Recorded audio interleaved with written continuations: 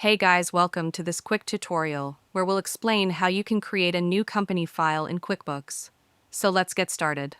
First, read the information provided and click Next to continue. On the following screen, enter your business name. If it's your legal business name, check the box that confirms it, then click Next again. Next, QuickBooks will ask how you've been managing your finances. Select the option that best fits your situation and continue.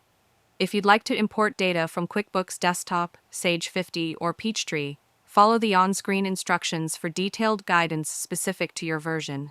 If you'd rather start fresh, simply keep answering the questions in each screen of the Get Started wizard and move forward by clicking Next.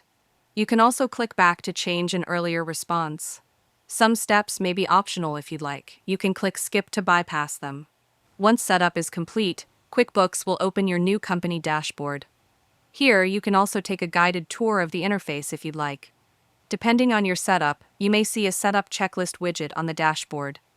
This checklist gives you a series of tasks to finish setting up and customizing your company file. You can click the links to complete each task step by step. If you want to hide the checklist, click the three-dot menu in the upper right corner and select Minimize Checklist. To bring it back, click the same menu and select Show Checklist. If you found this video helpful, consider giving it a like and subscribe.